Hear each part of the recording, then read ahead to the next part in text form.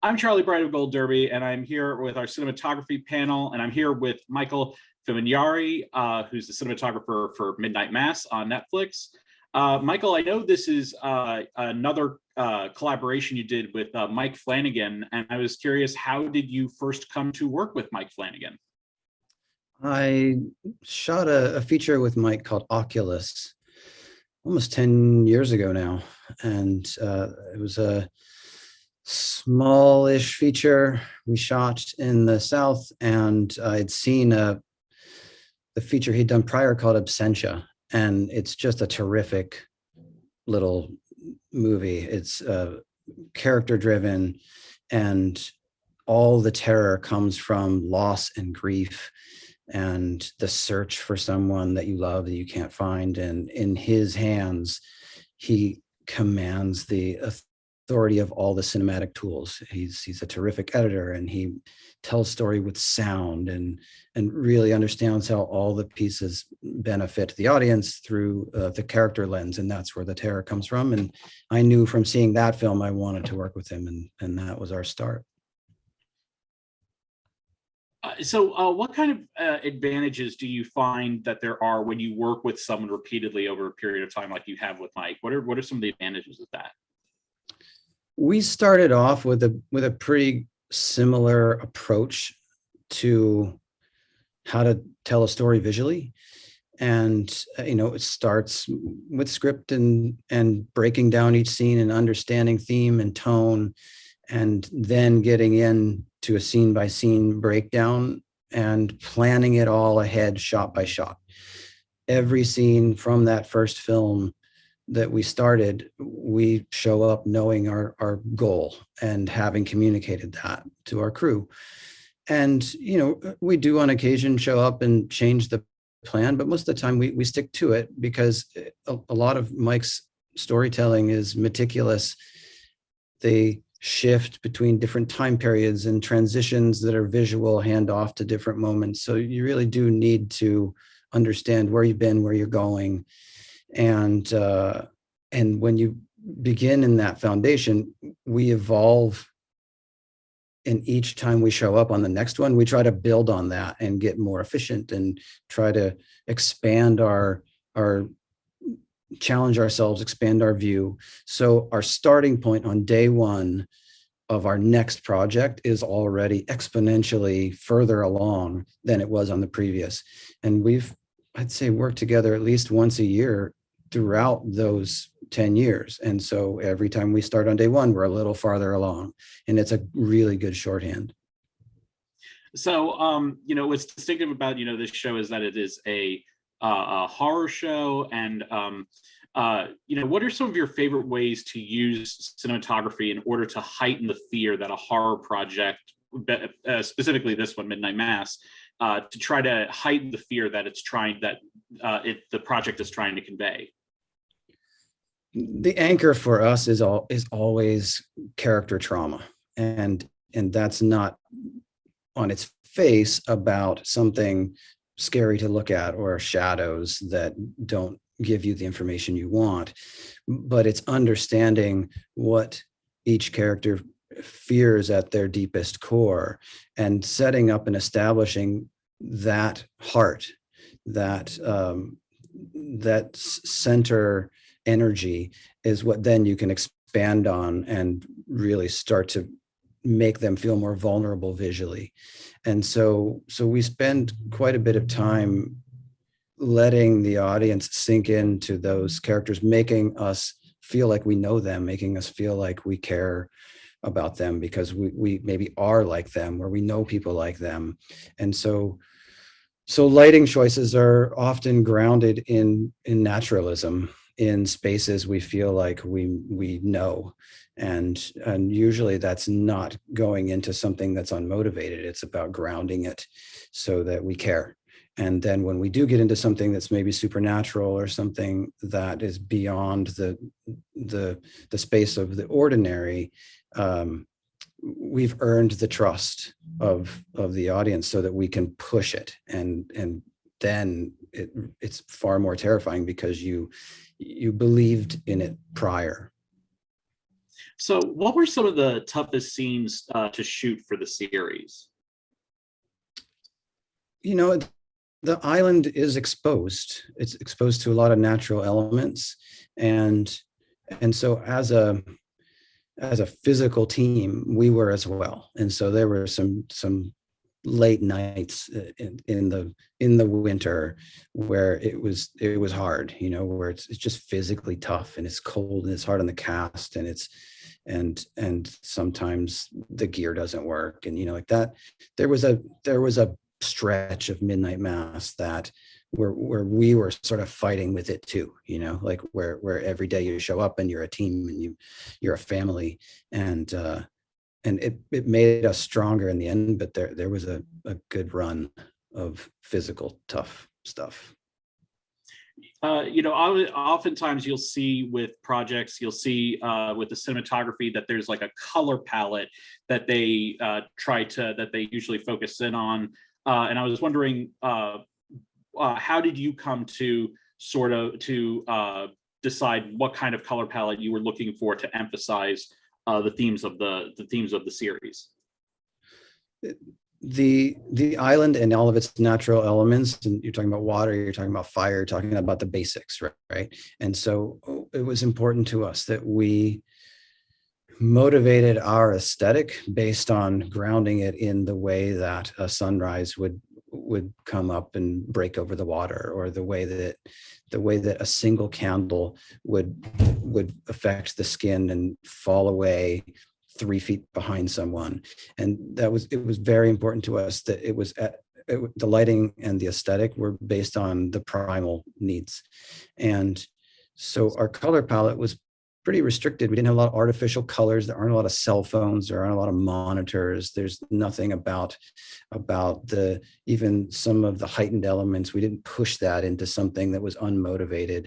We tried to be faithful to what it's like when you're outside at night and all you have is the light reflected off the moon, and what is that like, as opposed to the cinematic, you know, heightened theatrical version of it.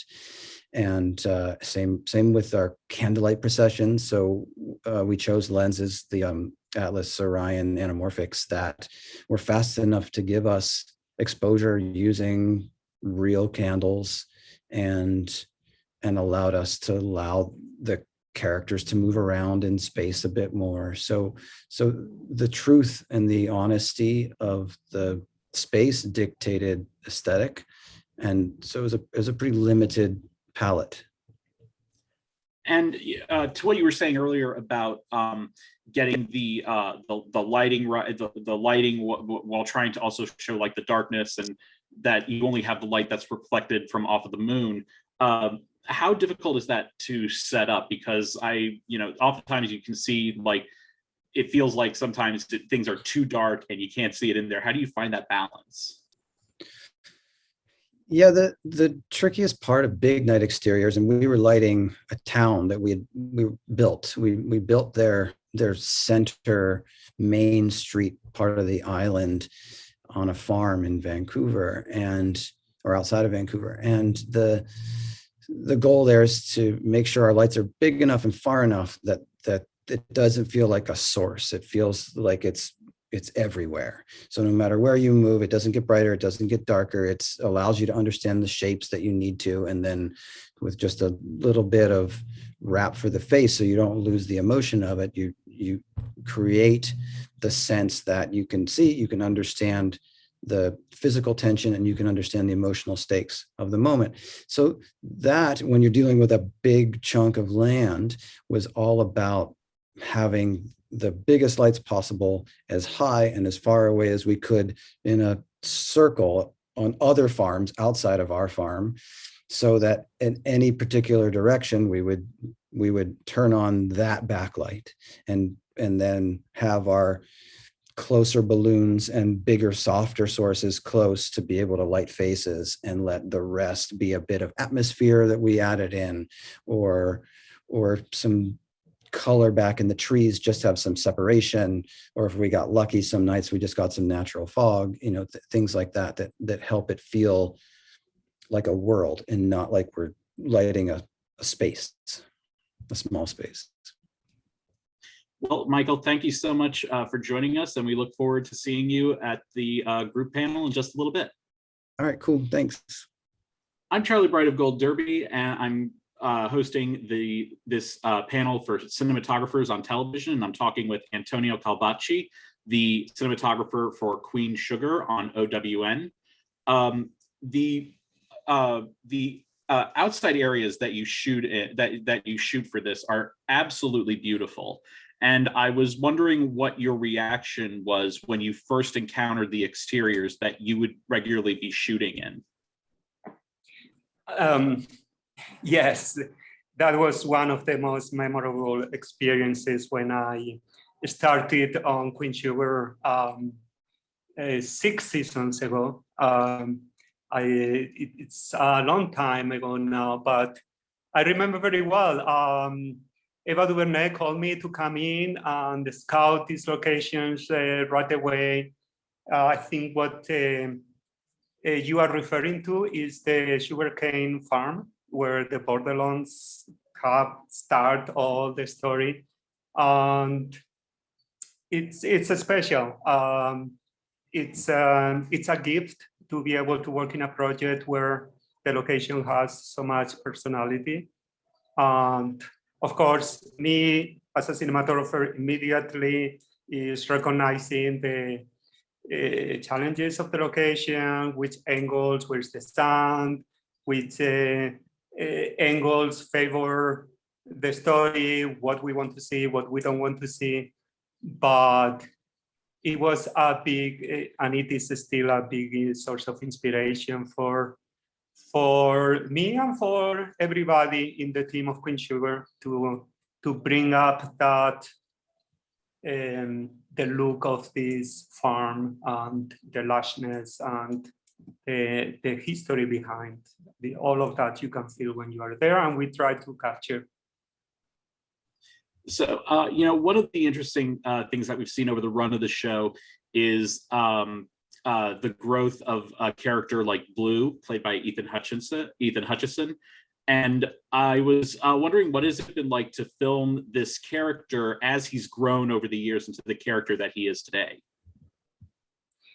It is very touching. It's I don't know how to describe it, but my connection to the characters and to the cast is special.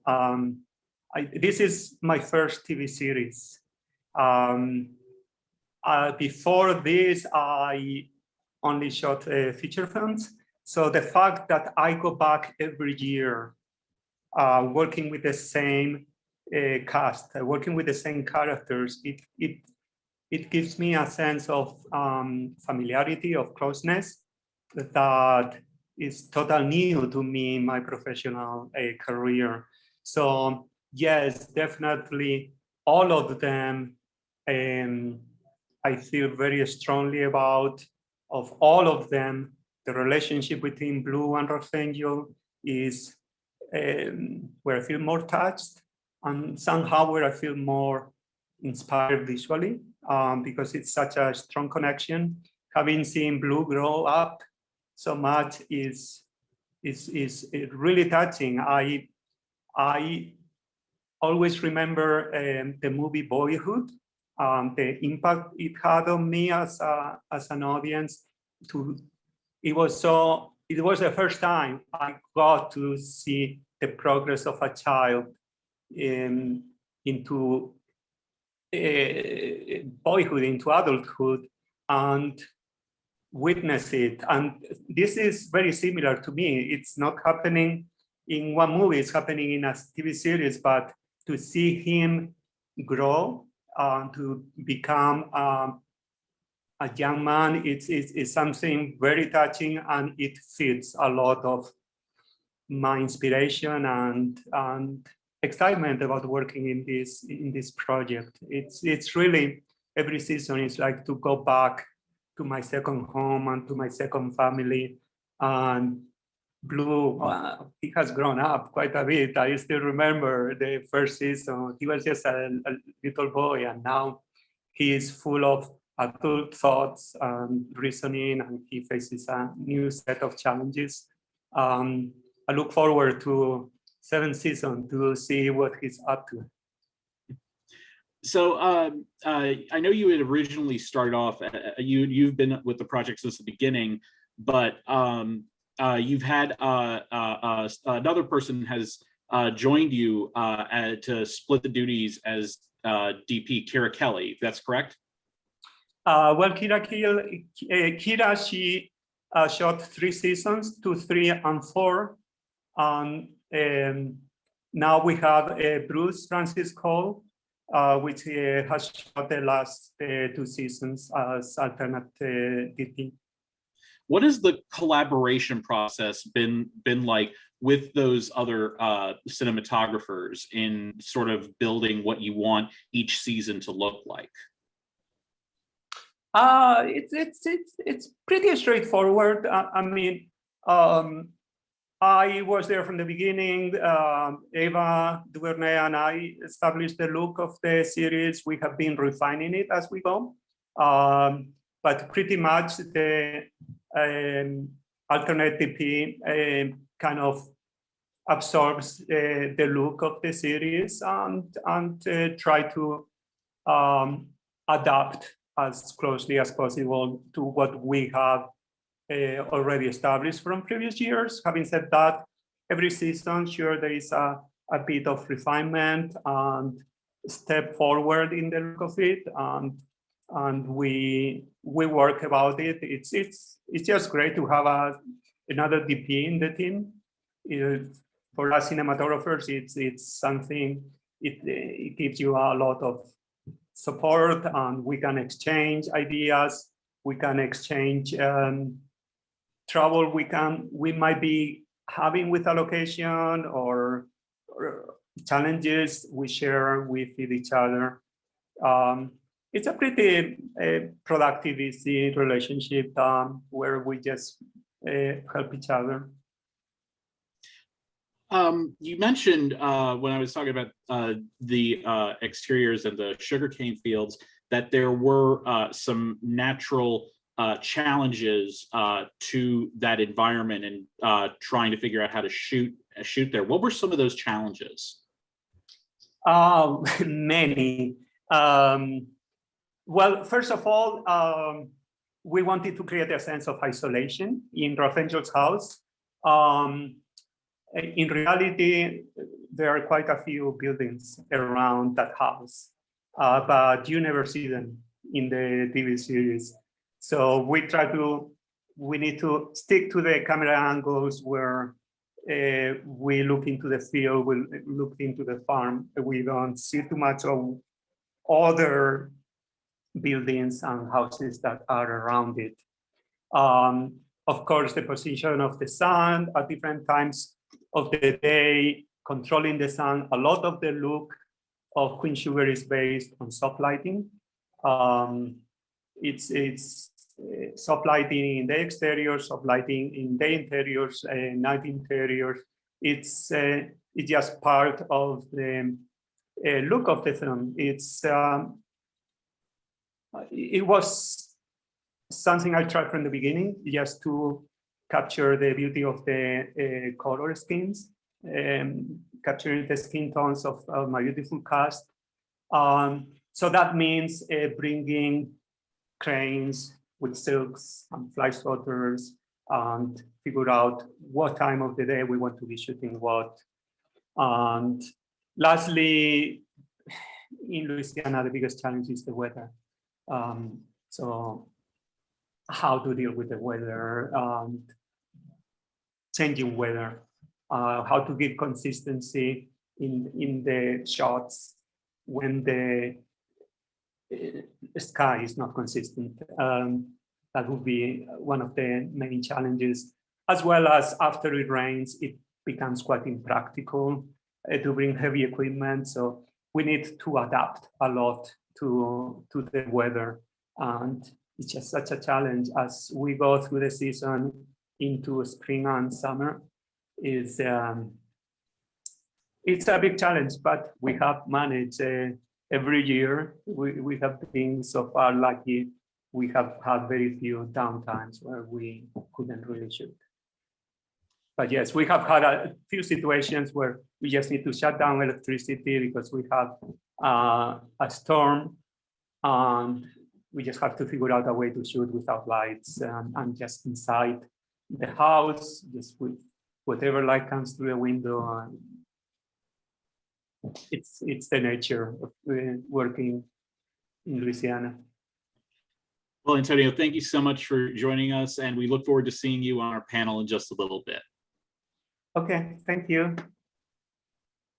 I'm Charlie Bright with Gold Derby, and I am hosting this panel of television cinematographers, and I'm talking with Andrij Parekh, I'm sorry, from Scenes from a Marriage, which is on HBO. You know, it's considering the source material, I have to ask, did you have any apprehensions about this project when you were first approached about working on it? I mean, absolutely. Recreating a Bergman piece is terrifying, and you know, you carry the weight of history on your shoulders. That being said, I'm a huge Bergman fan, and the opportunity to remake this in our own way was something that I really was excited about. So, you know, going off of that, what steps did you take to give this adaptation a more distinctive look than the Bergman film? I mean, I hope it looks nothing like the original. You know, there's a couple of shots that we used as homage, you know, the kind of iconic shot of the couple on the bed. Other than that, we took full liberties to make it our own piece. You know, I think it's a very different retelling of the original story. And I hope we've made something that stands on its own and you know, is not compared to the original. So what's interesting about your work is that, you know, you started as a cinematographer, you're still doing cinematography, but you're also doing quite a bit of directing as well. And I was wondering, in your experiences as a director, have you learned anything that has helped you do your job, for lack of a better word, better, or improve the way that you work as a cinematographer? You know, it's an interesting thing because you realize the most as a director that there's how limited time is, and how much time a cinematographer can take. So, you know, for me, I've always been, I think, a director cinematographer, giving primacy to performances and the actors, and the, you know, make sure the director has enough time to get those things. So I don't think it's changed my approach at all. In fact, I think it's just made me more efficient. So what were some of the toughest scenes to shoot for this project? You know, the entire all five episodes demanded a tremendous amount from the actors. We were on a 40-day schedule, and we shot about 300 pages of script. So we were shooting a very aggressive, we were shooting at a very aggressive pace.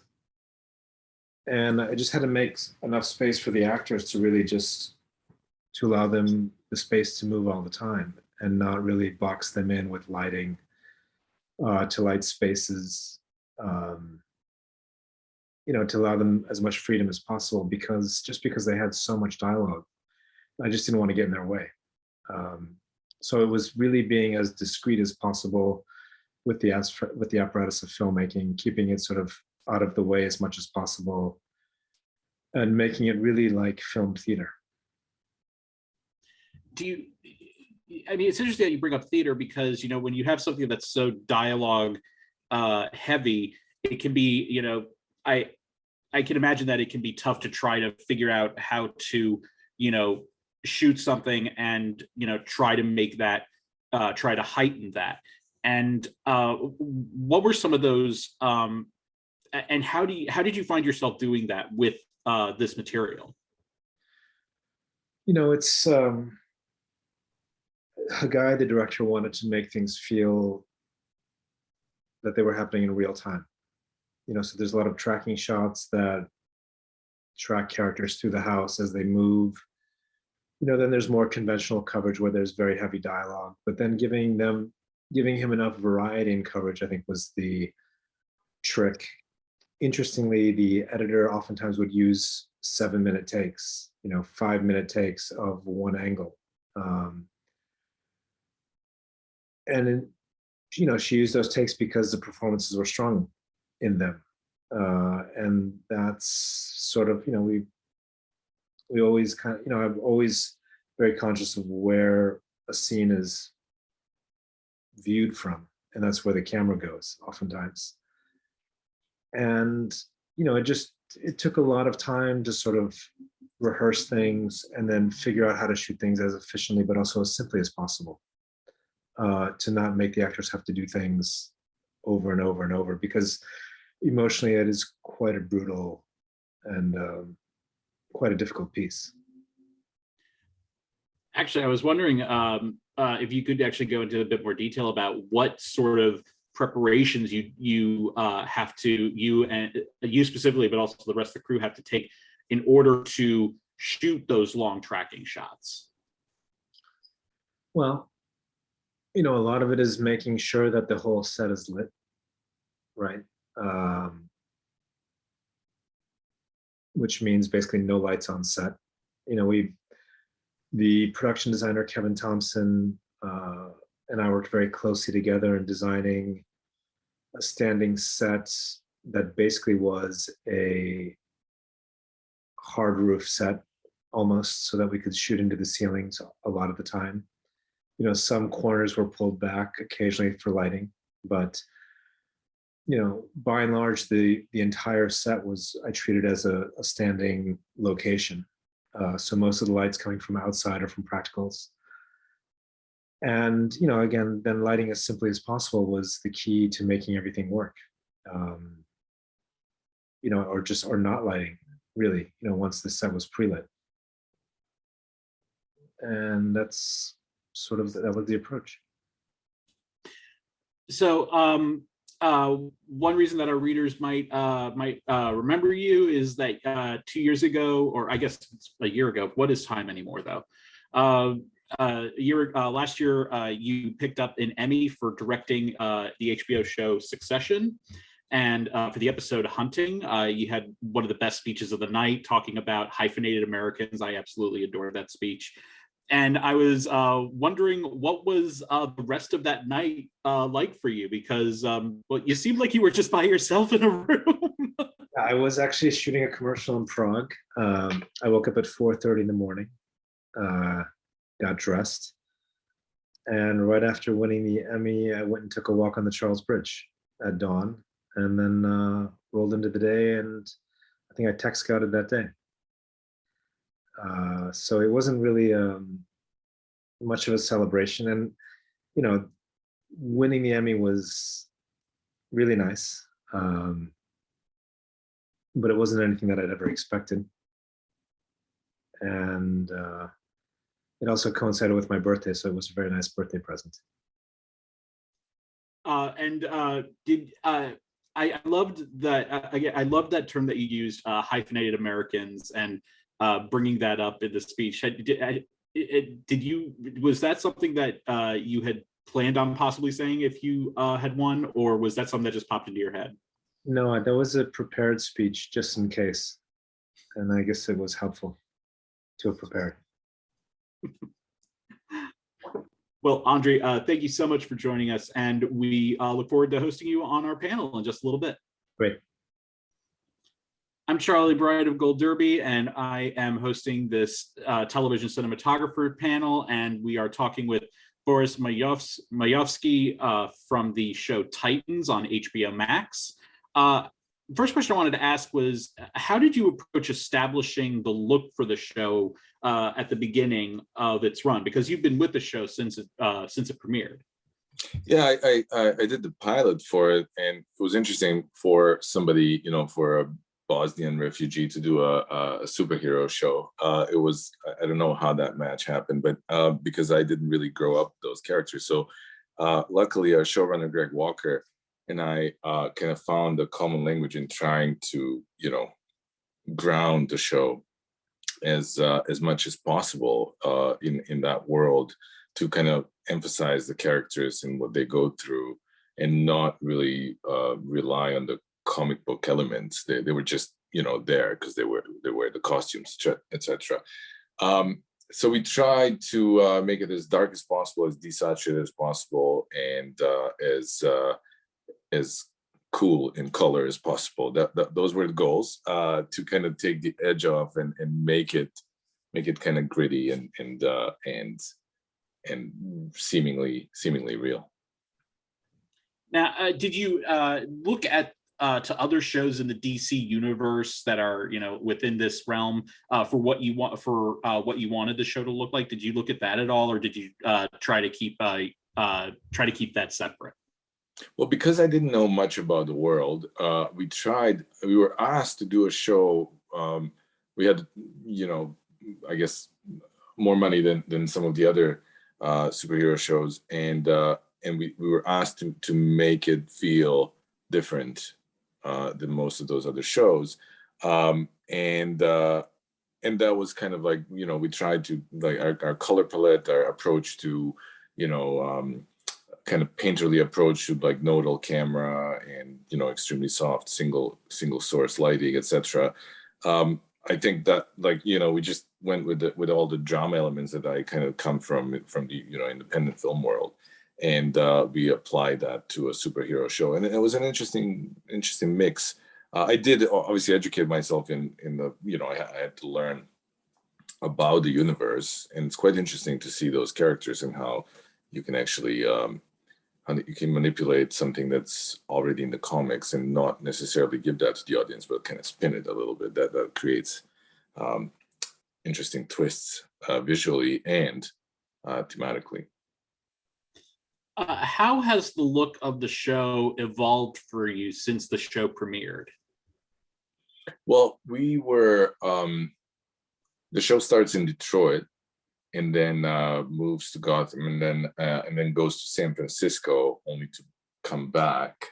And we, the environments changed the look a lot. I mean, the location, I guess, of the story, but also it's very important to me to kind of follow or set the mood for the scenes and or the storylines that are happening. And we had multiple ones, and we have a lot of characters and very big environments all the time. And so, if we were in industrial environments in season 3, it was quite dark and very, very, that industrial feel is very prominent everywhere. In San Francisco, everything was a little more posh, so it had maybe a little more color, it was a little warmer. And the constant was the same or similar philosophy to lighting, which is, as big of a source as close to the characters. You mentioned just a couple minutes ago about how you wanted to make the show look gritty, and what sort of process goes into making something look gritty, especially when you're taking something that already from its source material has such a distinctive look to it? Yeah, it's interesting. It's you can make, obviously, stuff look gritty by, like, Breaking the Waves is very gritty, but that's not what we were doing.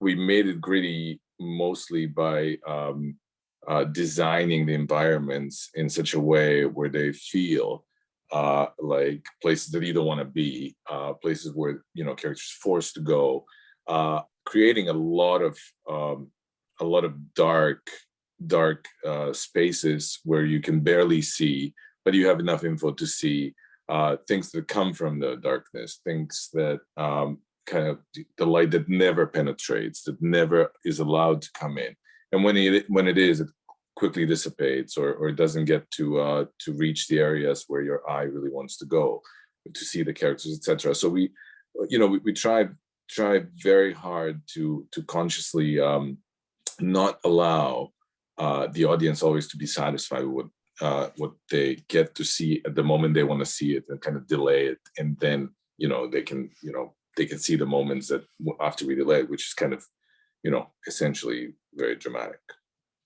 You mentioned the whole working it with darkness and trying to highlight certain things in darkness. How do you find that balance? Because that is such a difficult. I must imagine that must be such a difficult thing to try to find that balance for that.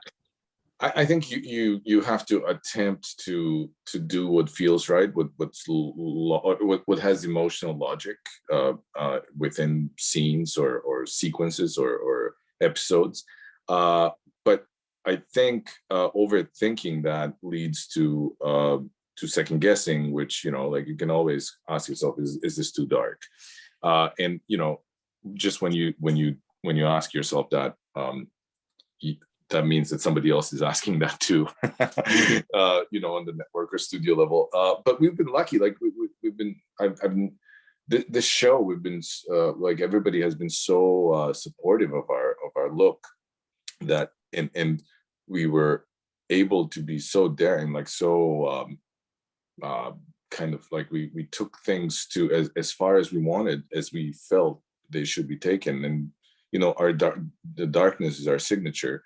And the fans of the show have accepted that, and we have a huge, we're lucky, we have a huge fan base given to us. So it was about inviting them to kind of see this world through our eyes, the world that they have so many expectations about. So for the most recent season, what were the most difficult scenes to shoot? The most difficult scenes to shoot? Well, we had as a cinematographer, I direct the show as well, and I directed episode 9, which happens to be played. It happens in Purgatory, and the episode is black and white. It was shot by John Joffin, and we had a bridge between between life and death. It was a symbolic thing, and it happened in this great darkness, and that probably was the most difficult sequence, because there's a big fight as our characters get to the bridge and they have to cross, and as they cross, we go back into color and we explain why the whole thing was black and white.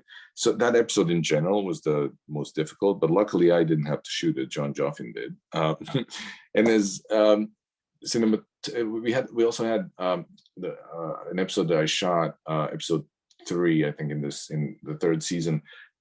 There's a big sequence that takes place at night in the forest, and that kind of sourceless night is super hard to achieve in the forest. And I remember really struggling to get there and to kind of make it as believable as possible. That took a lot of preparation. Do you have, is there a character that you find that you enjoy shooting their scenes more than others, just because of the way the character's written or something like that? Well, I don't, I'll tell you, I don't know. I did this season, I did another episode as a director, and it was the origin story of Red Hood.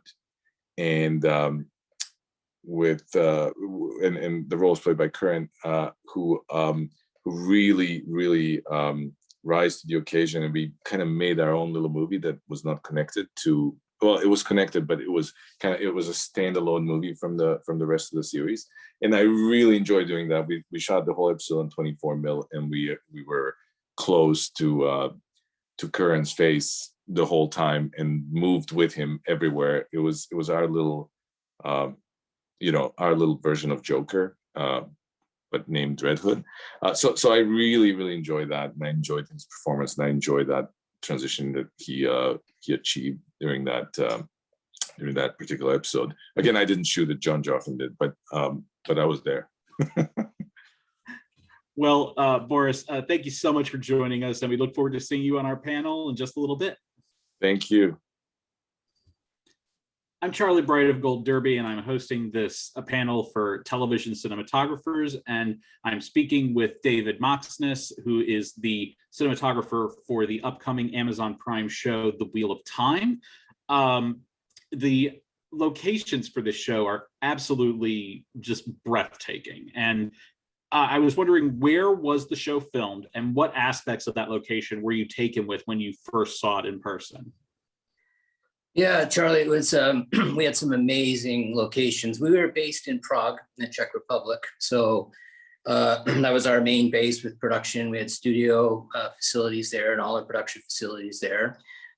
So we shot in and around the Czech Republic, varying locations. And first season, we ventured off to Slovenia and Croatia as well. And just amazing part of the world to experience and photograph. It was phenomenal.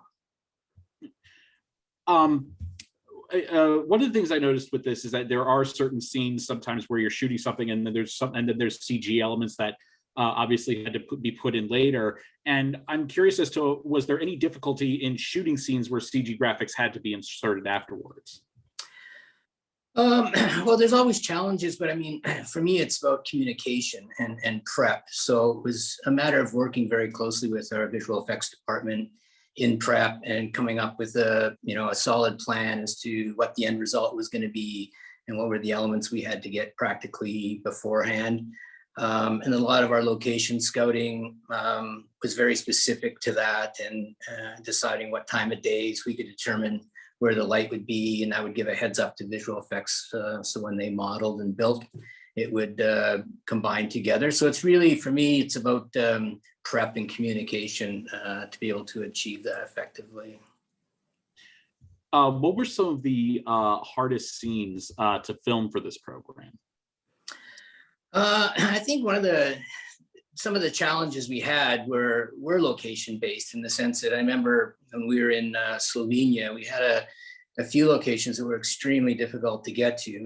They loaded the trucks, they drove those as close as they could get, and then it was loaded into smaller pickup trucks, and then it was loaded into four-wheel ATVs, and then we picked it up and carried it in the rest of the way. So, it's very limiting, sort of the resources you can take with you, and in those circumstances, and you're at the mercy of what the weather will be. So there was a lot of planning to sort of track that, pick our time of day to shoot, hoping that the weather would go in our favor. So but the amazing thing is like those challenges were completely outweighed by the fact that it was such a beautiful place to shoot and amazing vistas, that it was just like, wow, that's what it's all about. I don't think you can get to those locations by driving to them per se. So we had an amazing crew that took all the gear that we could get into those locations and made it work. Some of the other challenges were also location based. Our world doesn't have any artificial light, so our sources were all sun, moon, candle, campfire, or torch, and we had many vast night exteriors in forests, which are difficult to light when the access is limited. Trying to keep a naturalistic feel and not have an overly sourced sort of moonlight, as it were. Those were the biggest challenges, but they were good challenges to have. It was a lot of fun. Sort of on the contrast, to contrast that, what scenes did you enjoy shooting the most?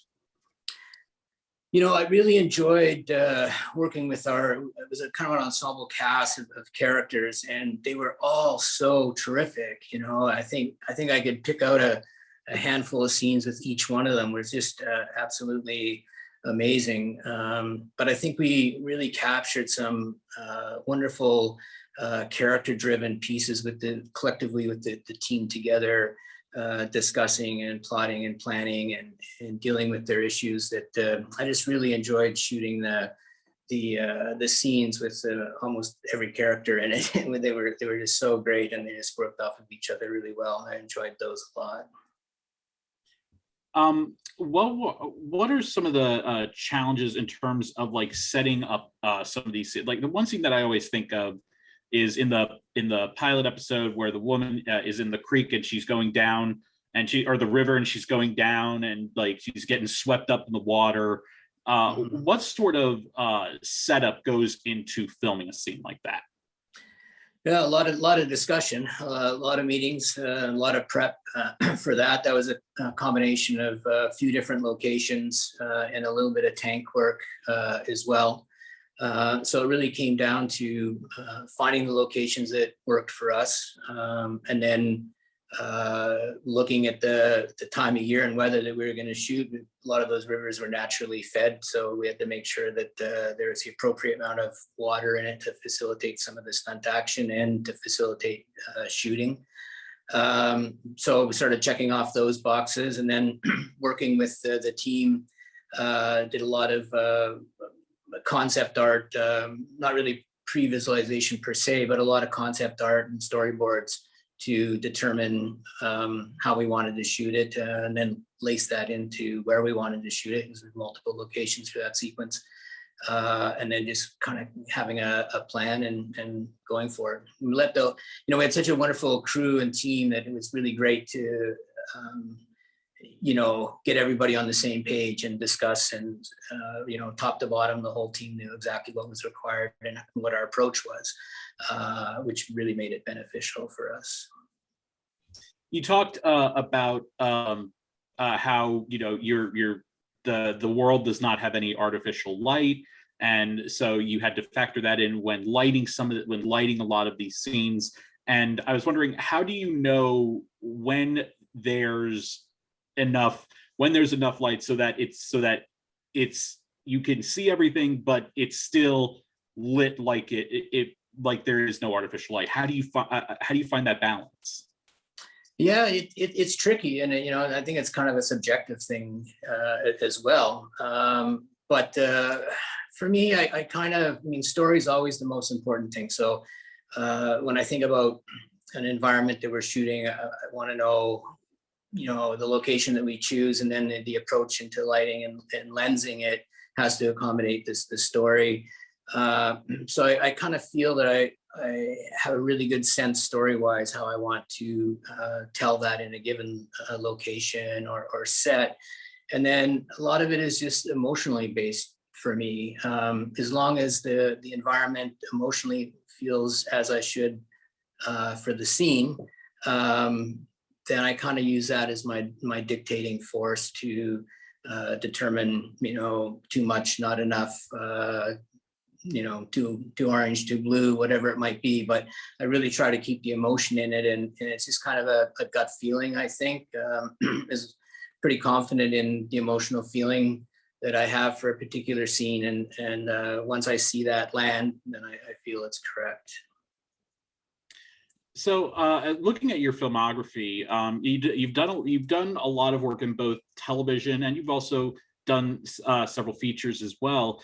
I was curious as to, do you find that you prefer working on television programs over feature films?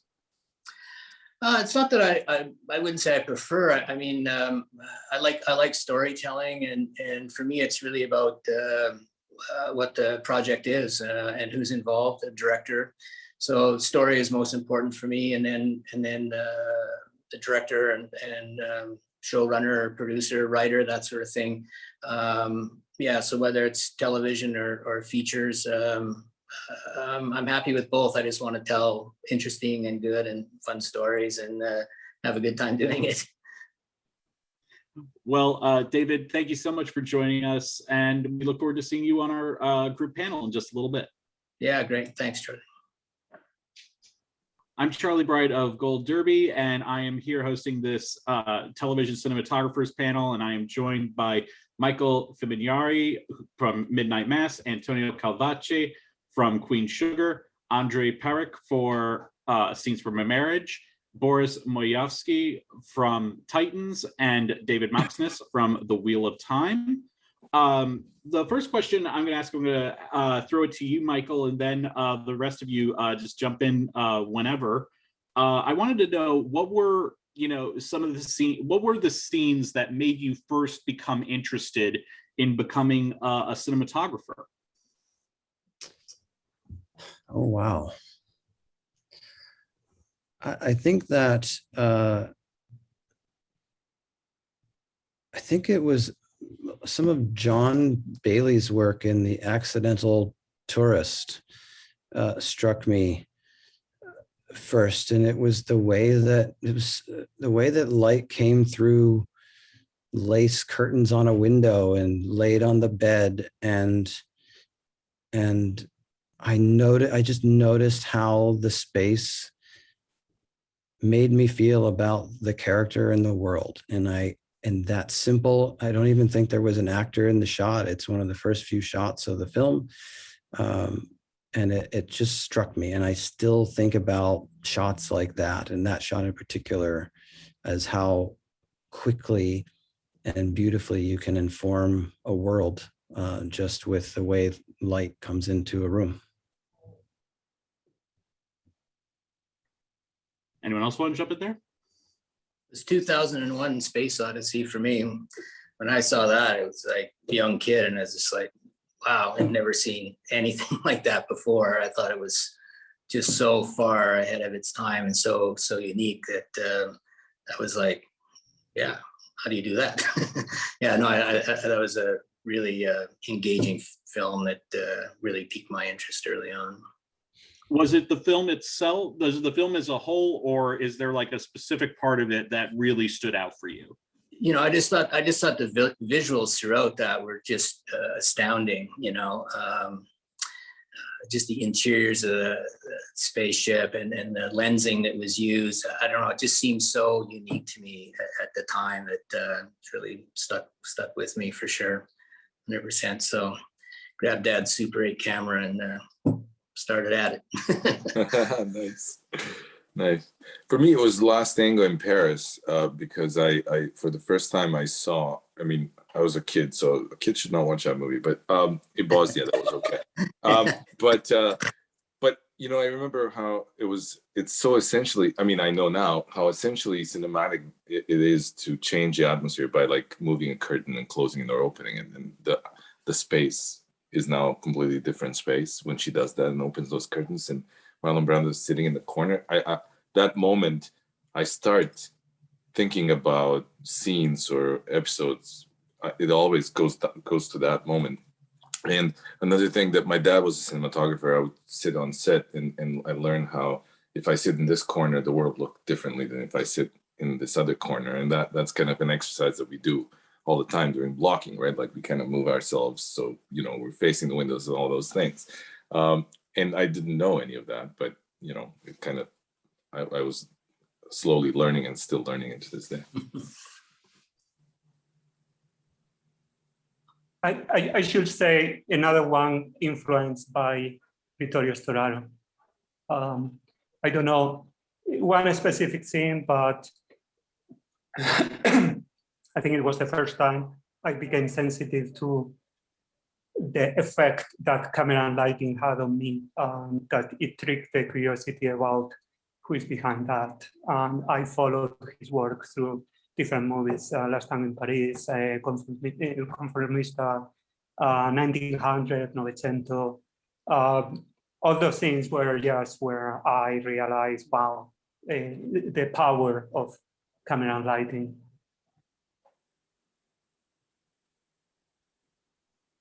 And Andrij?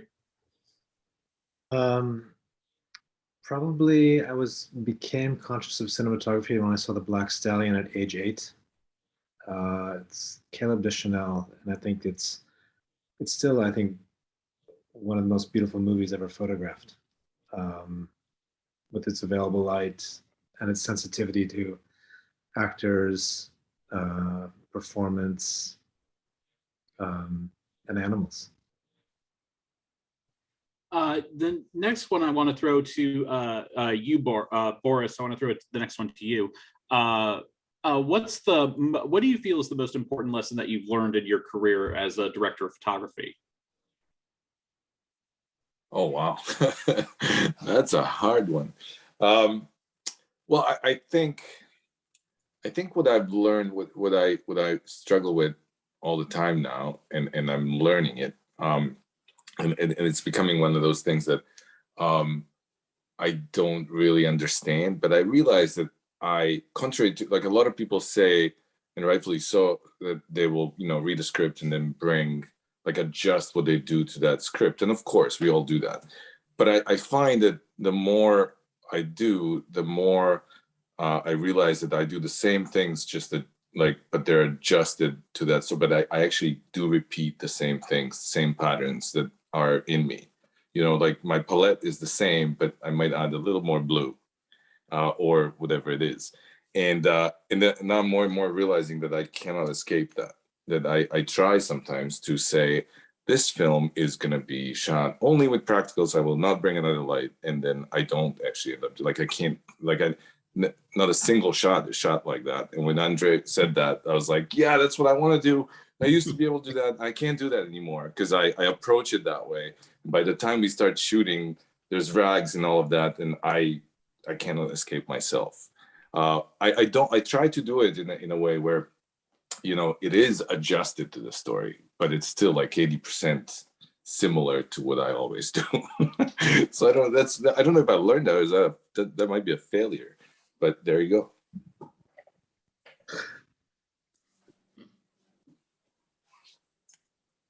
Anyone else?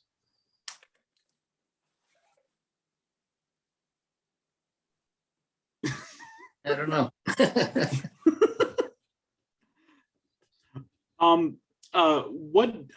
So next one, I want to throw this to you, David. What do you feel was the biggest challenge to actually becoming a working cinematographer in the industry?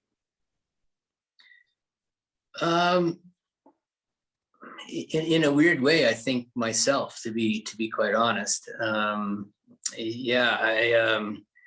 I mean, I definitely wanted to do it, but I had a family at quite a young age, and so it became largely about paying the rent for a long period of time. And I was very successful as a gaffer for a good number of years, and working with cinematographers and movies that I really enjoyed, and learned so much from every one of those cinematographers that it wasn't that I was, scared or afraid to become a cinematographer full time. It was just about, I think it's easy to get the first job, and then it's the second and third job after that that's more difficult. And I think I just didn't want to take the chance that it would become harder for my family, so to speak. I was very selfish, I guess, working as a working gaffer. And then I got an opportunity, and the time seemed right, and started shooting, and that led to one thing and another. And fortunately, it carried on. It's very, very, very fortunate.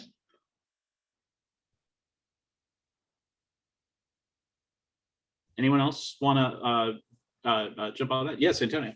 To me, the biggest challenge, the breaking point for me was to find my voice, because learning cinematography and putting it in practice, it's hard. It's a big challenge. But I find that when I realized what my voice was, who I was as a cinematographer, I was able to tackle the challenges with confidence, and people will respect my work and call me to do the job.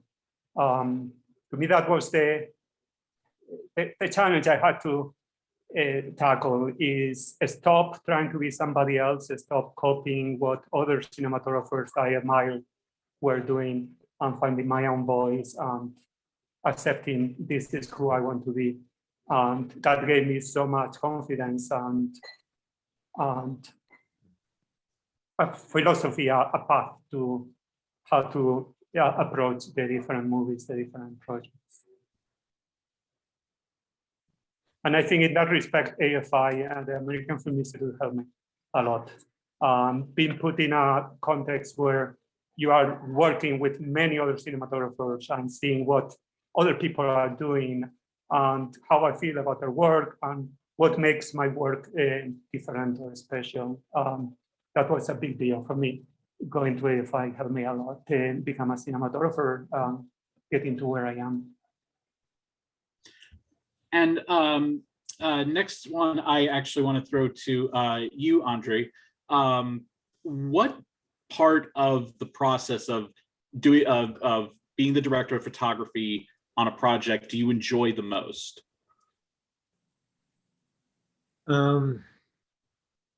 I think I love all of it.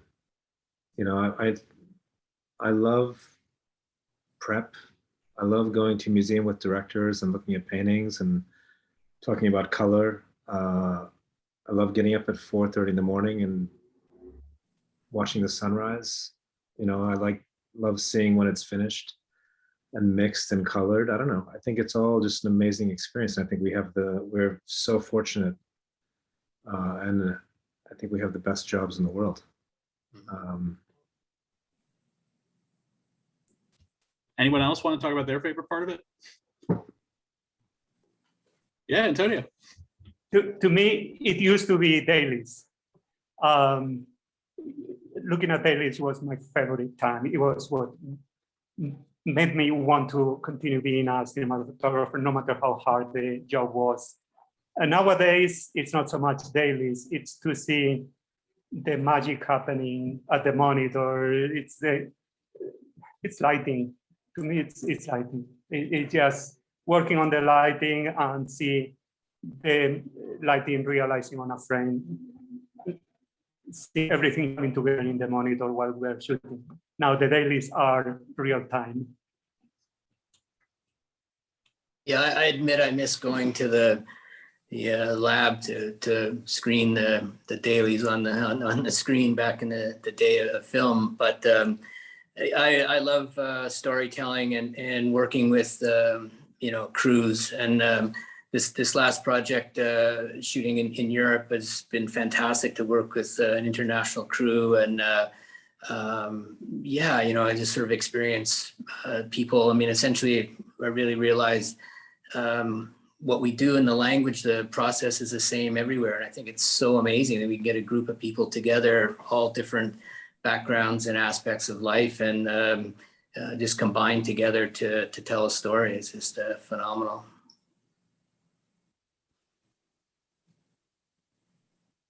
All right. Well, everyone, thank you so much for taking part in this panel. Michael, Antonio, Andrij, Boris, and David. Thank you so much for joining us in this panel, and we wish you all the best. Thank you. Yeah, Thank cheers. you. Thank you very much. Thank you. Take care. Thank you.